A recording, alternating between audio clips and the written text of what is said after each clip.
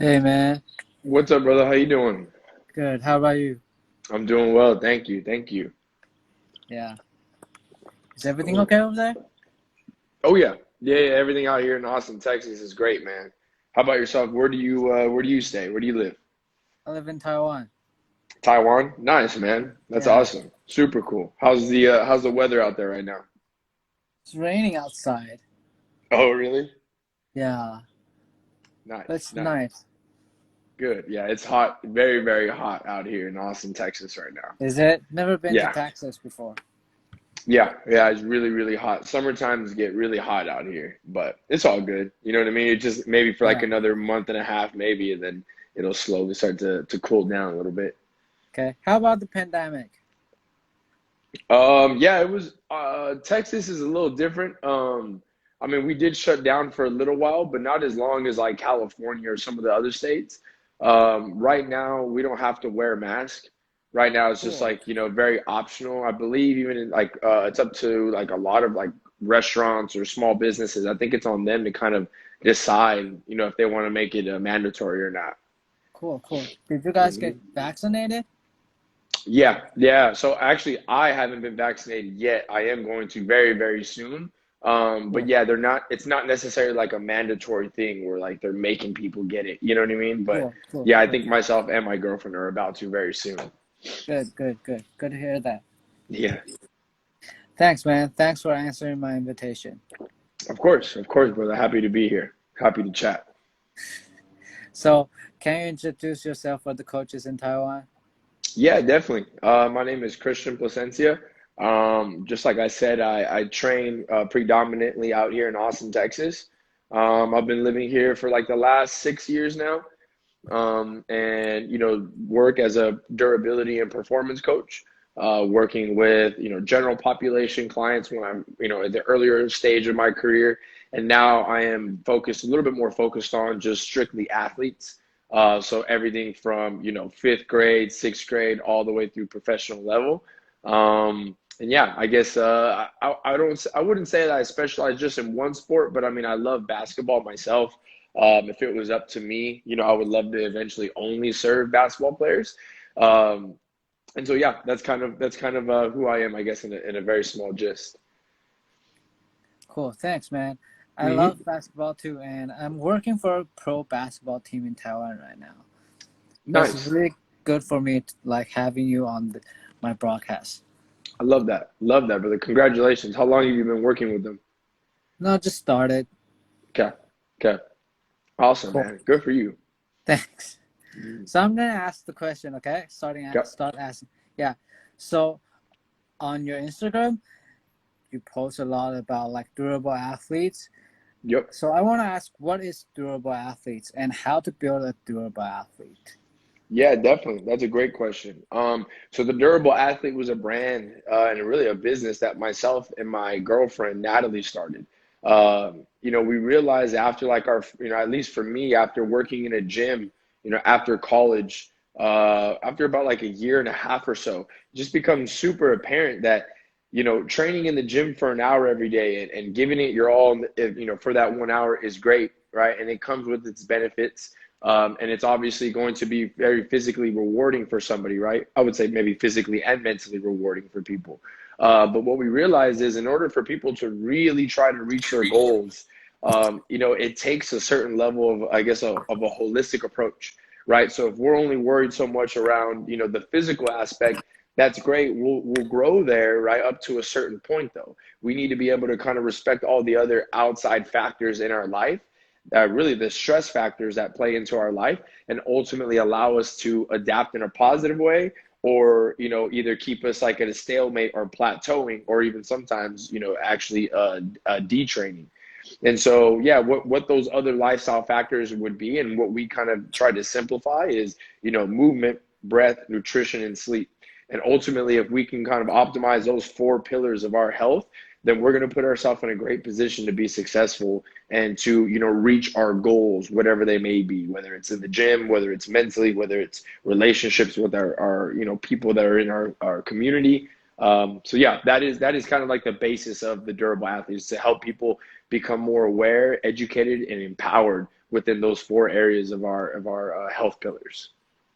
Cool. So movement, breathe, and nutrition and sleep, right? Yep. Mm-hmm. So I want to focus on like movement and breathing. Is Yeah. that cool? Yeah, for sure. Mm-hmm. So I saw a lot of posts about like mobility stuff and Yep. movement stuff. Yep. Right? So Mm-hmm. there's a lot of things on mobility. What about stiffness and stability?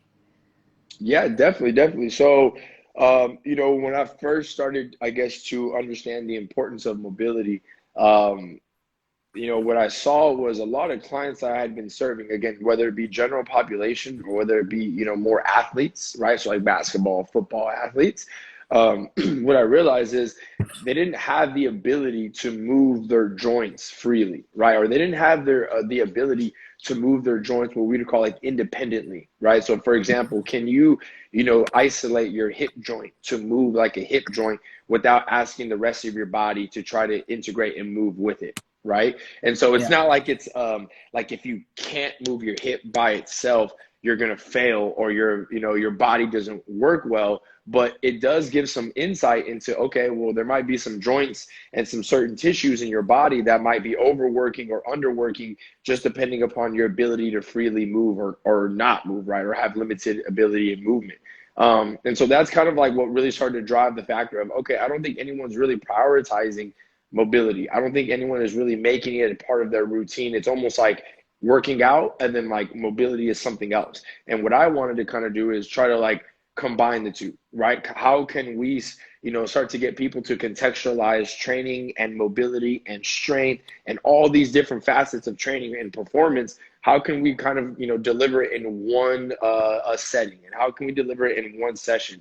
And so to give some context, some people might think mobility is being, very flexible or being the most flexible person, but flexibility is only one component of mobility, right? And the definition that I'm kind of speaking to is something that I learned from Dr. Andrea Spina. I've been to the FRC movement certification twice now.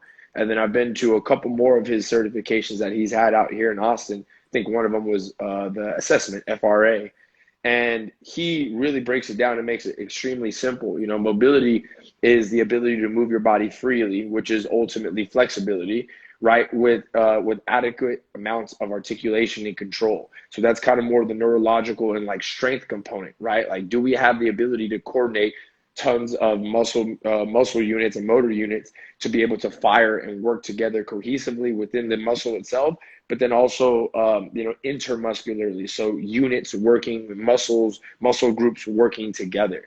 And so with that understanding, right, stiffness and stability, or maybe not stiffness necessarily, but stability is a part of mobility, right? So you can't really talk about one and the other. It's tough to say this is here and this is here. Like, it's all one, correct? And so where the stiffness part comes in, because this is like a very fine art, right? It's an art, it's a balance in training is, okay, well, for basketball players and probably like football, soccer, other sports that require change of direction or jumping and quick dynamic movements, like it's going to take a soft balance between being compliant, right, which is more mobile, and then being extremely stiff so that when we're jumping and changing direction, right, we have quick ground contact times. We have very quick times between that stretch shortening cycle so that we can perform our movement at the best of our ability. So I guess to try and answer your question, like how does mobility and stiffness interplay? Like one isn't able to reach its full potential without the other being in a certain level of harmony with that as well. You know what I mean? Yeah, man. So I mentioned a lot about like mobility. Do you use like any kind of assessment like FMS or like anything else? Yeah, no, it's a great question. So I have not taken the FMS certification before. I do not use, so, therefore I don't utilize the FMS. I've heard great things about it, but it's just not something that I have done yet. For me, really where I kind of first learned a formal set of like assessment was from FRA, right, with the FRC system, the functional range system. Cool. And really a big part of that is just checking, okay, how much flexibility does someone have passively, right? So like if I try to take your leg up towards your shoulders, how much will it go with me being able to push on it? And then that's passive. And then being able to show, okay, that movement I just put your leg in, can you do it by yourself? And then kind of just seeing, okay, if they can go this far passively, but they can only go this far actively, there's that whole gap right there that, they don't have that neurological control, through. And so with that, we can say, okay, there's something within this hip joint, within hip flexion or whatever movement pattern that you're kind of testing, there's a discrepancy here. And so, some sort of joint or joint mobility or joint strengthening needs to occur to be able to close that gap, because how Andrea Ospina puts it and the rest of the instructors is, having a gap between the active and passive ranges of motion is a pretty high indicator of potential injury and setbacks that could occur in the future. So there's that assessment. And then to be honest, man, I have kind of slowly experimented by developing, I don't want to say my own, but a context and a lens that I can have people do a list of 10 to 15 movements, and it's going to give me a really, really, really good idea of, okay, how does someone's hip work? How does someone's ankle work? How does someone's shoulder work? How does someone's, spine interact when they're squatting, when they're lunging? How about when they're doing push-ups? How about when they're trying to pull in a supine, in a sideline? So to be honest, yeah, other than the FRA assessment, I haven't necessarily taken a formal assessment course, and nor do I use a very formal assessment, I guess, other than something that I have just kind of found over the years to fit the needs of my clients and how I like to serve people kind of going forward. That's cool, man. But what you just said, is it like, you said like passive and active, right? Mm-hmm. So Yes, is sir. it that what you mentioned on the Instagram, like maximum range of motion? Like, what is the difference between maximum range of motion and what you just mentioned? Yeah, definitely. Okay, so maximum or end range of motion, maximum end or maximum range of motion is really just being able to move a specific joint through its full range of motion that it was designed to, right? And so when we start talking like max end or end range, right? It's talking about, okay, so if this is my hip here lying down, and I want to try to bring my leg towards my shoulders, right? If I get to here, let's just say it starts to feel a little tight, I can feel some stretch through my hamstring. And so I can maybe go a little bit more. And right there where I've kind of found my limit, that is the end range of motion that I have with whatever joint and whatever motion that we're training. Again, in that scenario would have been hip flexion. So that is the end range of motion that my hip has in hip flexion, right? And so, there's a lot of value to being able to train that, right? There's a lot of value in being able to take athletes, especially basketball athletes, right? That if this is the end range of motion in flexion and this is the end range of motion in extension, they're usually going to spend a lot of their time like right here in the middle, right? Yeah. And so their bodies and their tissues and their joints, they get very, very good, right? Very smart, very intelligent at creating forces and quick forces and tension in that middle range of motion, which is great for sport. But when we start thinking about health, right, and joint hygiene and the health of your joints and the health of your muscles and being able to have, tissues that are elastic and can, go back and forth between shortening and lengthening, we have to be able to dose in some sort of full range of motion training, some end range of motion training, so that we can expose them to deep levels of flexion, so we can expose them to deep levels of extension, not to be the most flexible people in the world, right, but to take into account the health aspect and the spectrum of health and performance that we're constantly going back and forth on as trainers. Cool. So does that mean like you usually train, usually if it's like weight training, you usually train full range of motion? That's a great question. I would say it depends, right? And I think a lot of people would always say they rely on that answer, depends, but I think a good way to kind of put this is it depends at the time of the year, right? So for example, guys in the very beginning of the off season, we do like to spend a lot of our time, especially in the first month, And I guess if they're only there for a month or 2 months, maybe we make it a little bit more condensed. But we like to spend a solid amount of time going through lunges, squats, hinges, push-ups, pulls, and all these different other, kind of shin boxes and different ground-based movements where we are making them move through full ranges of motion with or without weight. The weight is really irrelevant at that point. For us, the weight is just a tool that we can utilize to be able to access deeper ranges of motion and be able to kind of feel more sensation within the body and within tissue, so that there is that neurological connection, that sensory connection that's happening between the brain and the body. So we won't always train, right? So in the beginning, yes, right now, some of our pro and college guys are getting ready to leave here pretty soon. So we will actually spend, like our main list 2 or 3 days out the week, we're actually going to have them be kind of like in that middle range of motion with their main lifts. And now, instead of emphasizing the health aspect in that context, what we're asking them to do is drive the level of performance. So I want you to take this split stance squat, and I want you to go, I want you to drop into that bottom position and then drive right back up, almost like an oscillatory isometric, right? Or with the trap bar deadlift, we're going to load them up extremely heavy, right? For like a single or a double. And we're going to follow that with some bounds and some jumps right after, almost like in a French contrast method. And so in those methods, they're not, right? They're not doing full range of motion. They're staying in their power zone, right? In that movement spectrum. And so with that in mind, maybe during the auxiliary portion, right, they'll be able to throw in some type of heel elevated, goblet squat. And the goal is, hey, find your bottom position today, right? So a lot of the stuff that we will do maybe 3 days of the week are going to be highly elastic in nature, not necessarily going to be moving through full range of motion all the time, right? It's going to be more of the emphasis of performance.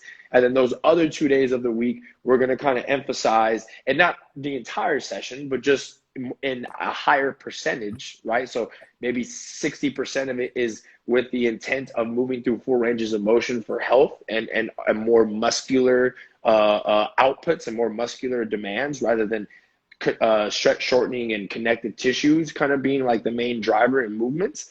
And so, yeah, it's an art, right? Like even, I could create a program on Sunday and say, hey, Monday, we're going to do not a lot of stuff that's going to be full range of motion. Tuesday we are, Wednesday we aren't, Thursday we're not, and then Friday we'll do more joint range of motion again.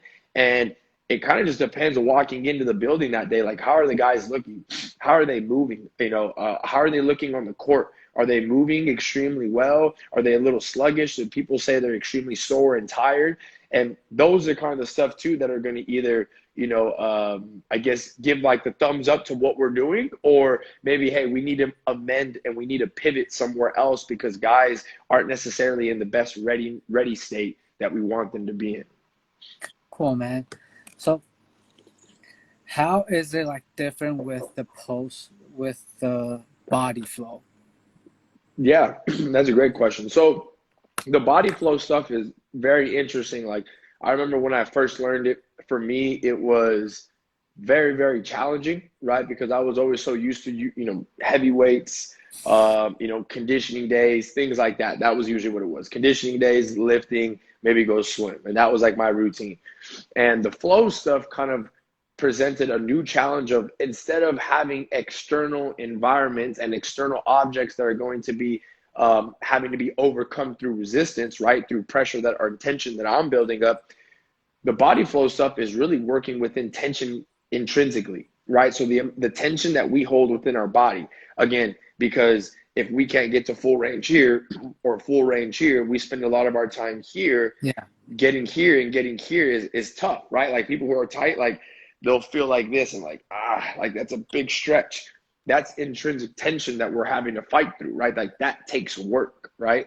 And so with the body flow stuff, being able to move, right, as long as you kind of prescribe the right movements and the specific patterns, you're going to be taking people through full ranges of motion, or exposing their body to ranges of motion that they don't spend a lot of time in.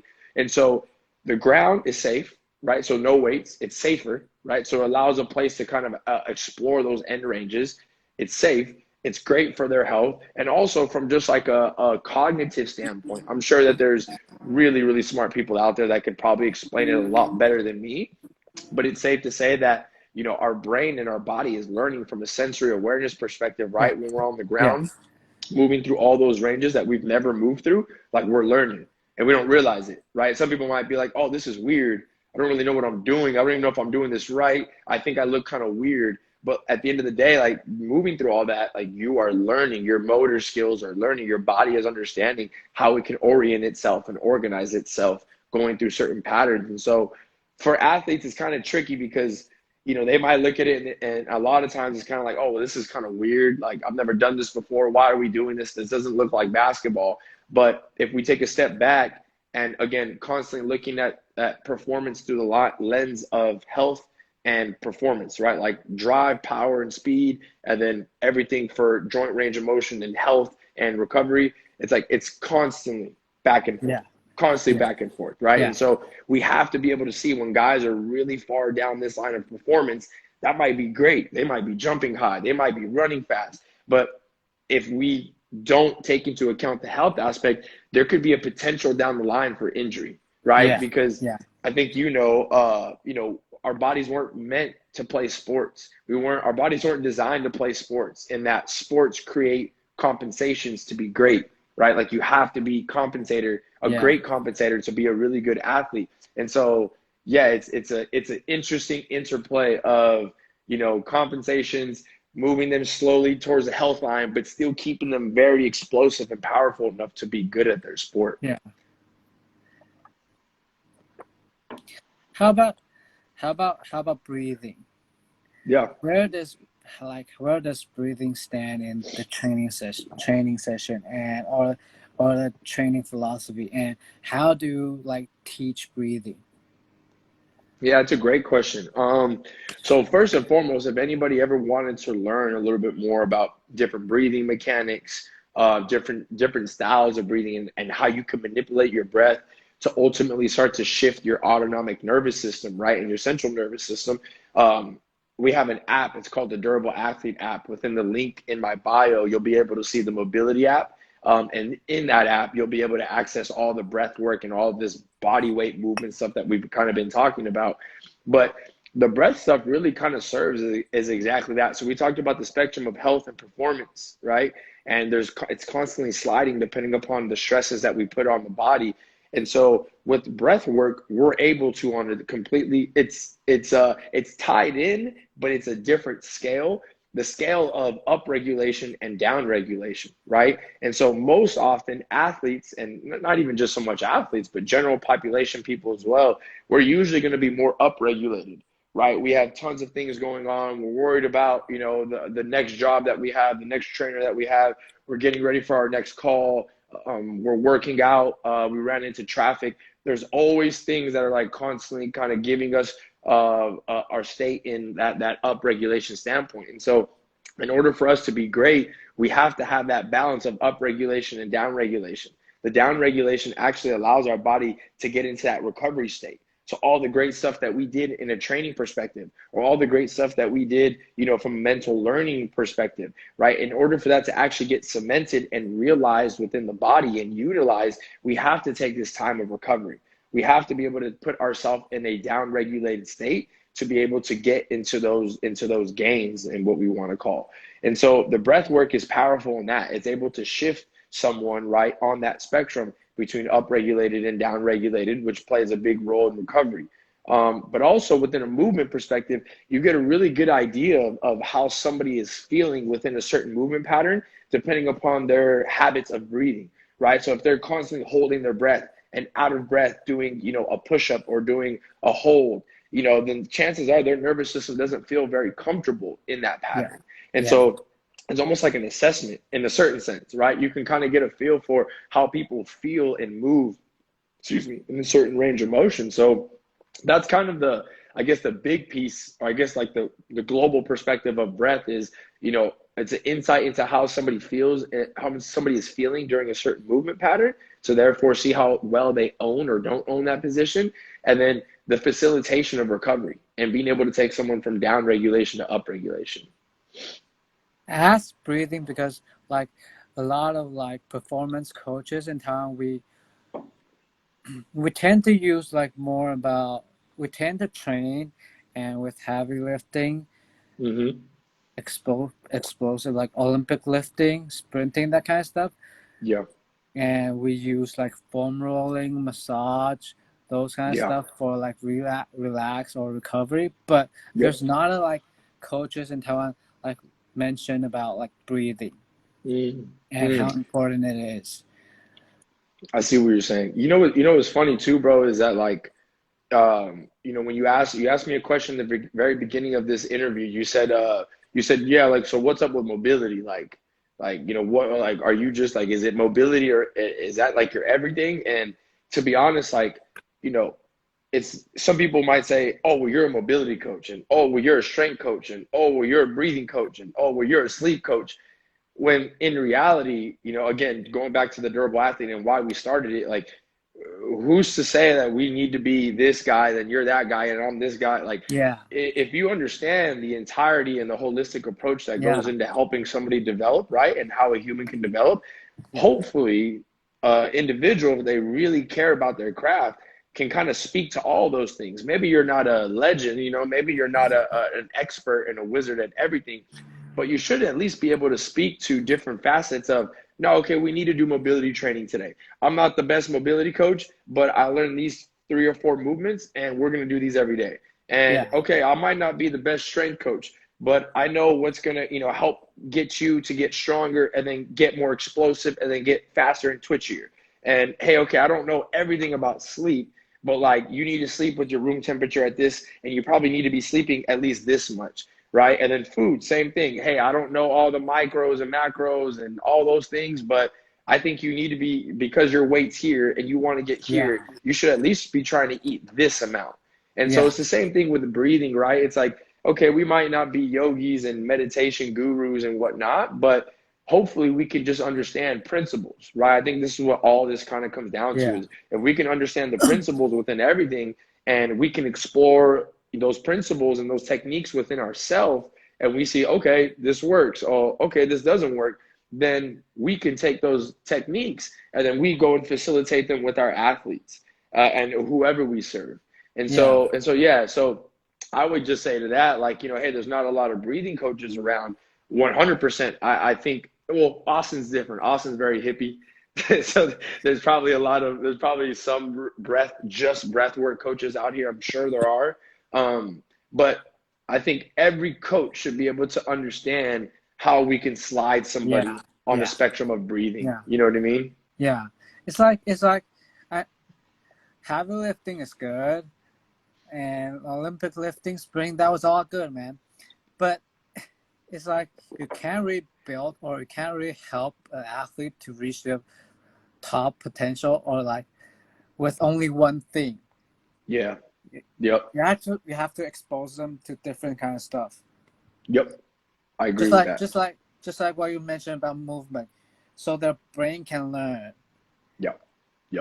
Thanks, I agree with that. I really love the way you like explaining everything so detailed.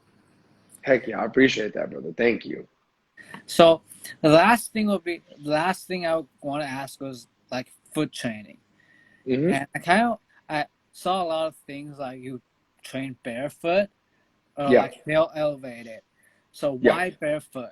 And why is the heel elevated? Yeah, definitely. That's a great question. Those are great questions. So barefoot training was something I just spoke to. Like, that's something I explored through by myself first.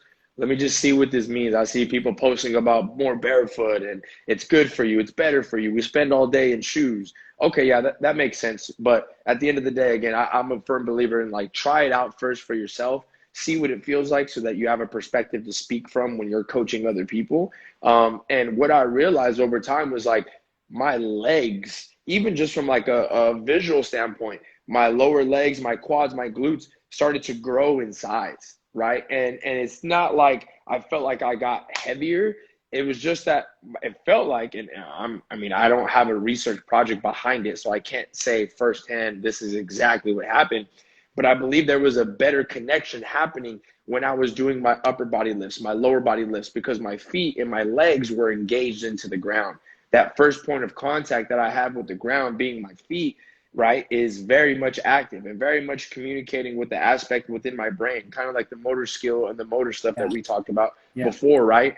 And so I started to realize that first and foremost. And then second off, I just started feeling like my feet were able to just, like, they're stronger, like just sprinting, jumping, things just started to feel easier, more effortless with shoes on.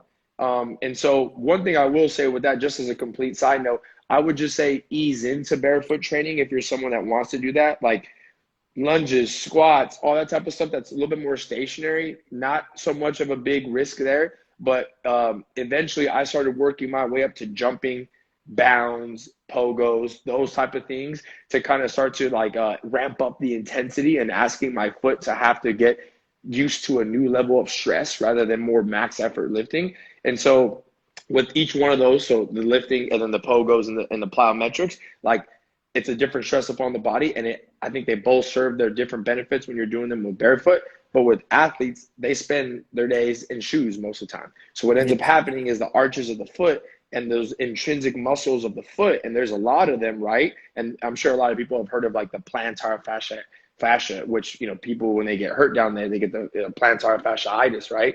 So those tissues end up getting extremely stagnant. Not a lot of energy, not a lot of movement necessarily happening there. And if there is movement, it's usually kind of happening like we've talked about earlier with, like, if this is end range and extension, this is end range and flexion. They're usually like, well, with the foot, it's more often times in flexion. So it's more to one side of the spectrum. And then when we're asking the arch of our foot, which isn't just something that helps us, you know, be very springy. It is not something that helps us jump high. It's not just something that helps us run fast, right, and stiffness, but it also has a neurological aspect of being able to create pre-tension through our lower half that helps us become more explosive, more twitchy, more change of direction, and all the things that come along with most sports, right? Most sports are contract, relax, right? Like relax, let all those muscles, agonists, antagonists, relax.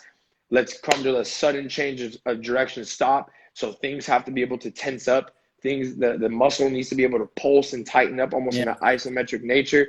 And then the connective tissues and the tendons are going through like that quick stretch and release, that release and store stuff, right? And so with all that in mind, training the foot, asking the arch of the foot to have to work without shoes on is the best way to get it to work. So when we're starting to do stuff with heel elevated, kind of like what you were talking about, some of those kids that are doing that have flat feet, right? And with that flat foot, again, there's not going to be that pre-tension through the bottom of the foot. So we're not able to really get into that efficient style of movement with stretch shortening cycle movements anymore, right? The elasticity component, it's not there anymore. So now local muscles around that, most often like the calf, the Achilles, the knee, the lower back, those things start to have like that tonic stuff, right? So basically, like muscles will stay constantly on, and that is not a good thing, right? When we start talking about quick change of direction work, we need things to relax. And if muscles are constantly on because they feel like the body isn't strong enough to complete a movement, so we have to compensate to get that done, in the grand scheme of things, that's not going to be great for our health. And so I know that was maybe like more than what you asked, but that's kind of like a big reason why we like to go barefoot and do a lot of stuff with heel elevated, is to make sure that the arch of the foot and those intrinsic muscles are actually working. Yeah, that's about all the questions I have today. Thanks, man. Yeah, brother. I really love the way you explain it. Really love it. Thank you. Appreciate it. So no doubt, bro. One last thing, like, yes, sir. So there's an app and blog, right? Website, and like the Durable Athlete, your brand, right? Can you like talk to the coach, like let everyone know about the app, the blog, and your brand? No doubt. And if there's coaches who want to reach out to you for like further questions, where can they find you? Yeah, for sure. So website, is just durableathlete.com. You can find our app there to download. You can find our blog there. Lots of different things that we've been talking about, especially with like nutrition, sleep, all the other lifestyle stuff, heavy in the website. So again, that's just durableathlete.com. You can find even that website just by going to my Instagram. The link in my bio will take you to all that. You said app. Yes, the app. So the Durable Athlete app, we have a daily mobility practice for every single day of the year. That's something that I and my partner, Natalie, program every single month. Nobody else handles that. That is our stuff. That's cool, man. Workout. Yeah, it is. Have you tried it out before? No, never. No, you haven't tried it. I didn't mean to put you on the spot, man. But yeah, sometimes it's okay. you have to try it out if you can. The first 14 days are free, so nobody gets charged for the first 2 weeks. You're able to mess around with the entire app. You use everything, and then on day 10, if you wanted to be like, no more, then you can just cancel it and you won't be charged. But we have the daily mobility.